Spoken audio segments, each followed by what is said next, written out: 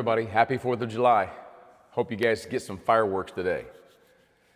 I hope you get to see a cool display. There's nothing like it. We're going to try to find a good place to take Israel that's not too public, so it's not too exposed to a bunch of people. But at the same time, we want him to see the joy. He's been, actually, I think he's been in the hospital 3 or 4 times on July 4th. And so prayerfully, this year we'll find a place for him to just have the wonder of it.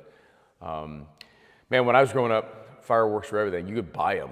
I mean, you would buy these things called M80s that we used to say was like a fourth a stick of dynamite. I'm not sure if that's true or not, but we blew some stuff up as kids.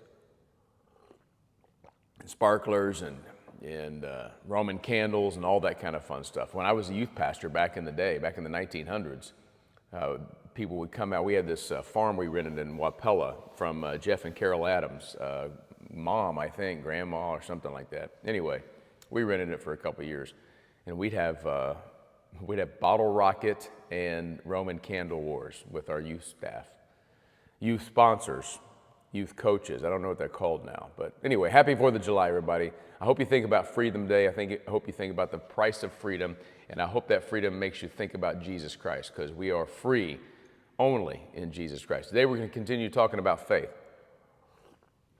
We come to this great passage. Hebrews 11, of course, you know, is the faith chapter, the faith hall of fame, it's called sometimes. And a lot of it, most of it actually, is about Abraham, because he was the man of faith. Abraham is the man that God made the covenant with.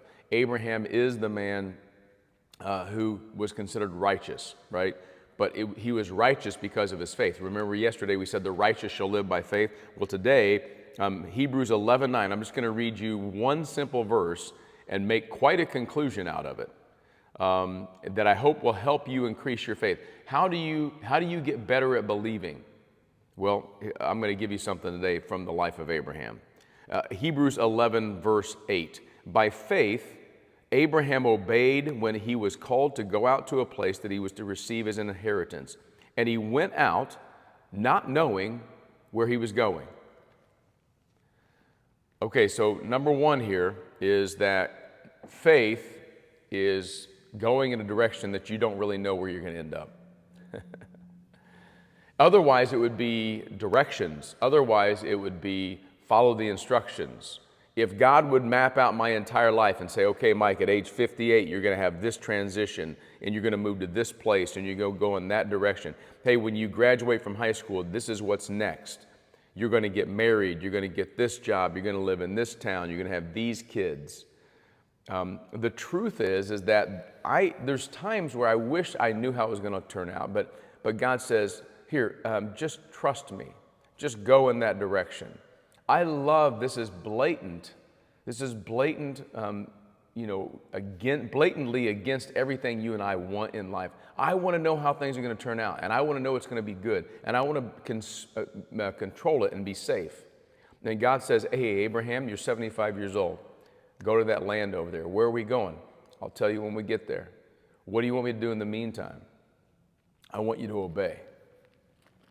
There it is. Faith requires obedience.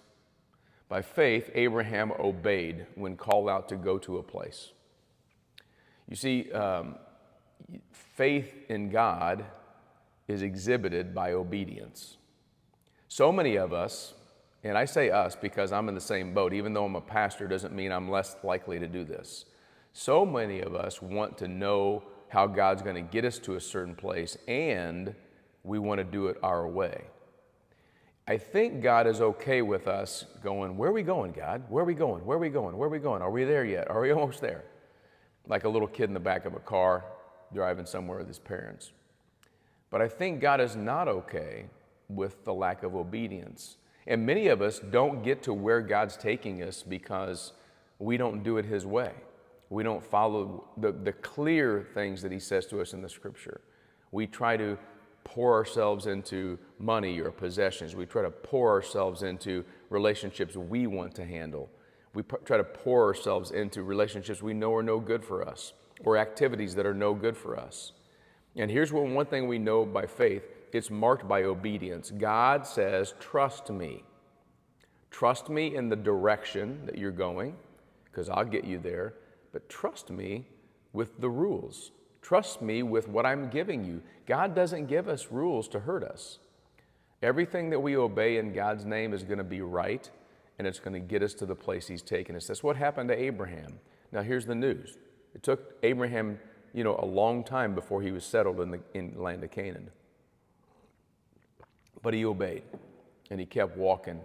And eventually, all of that walking ended up being his home. And that's really a picture for us in heaven.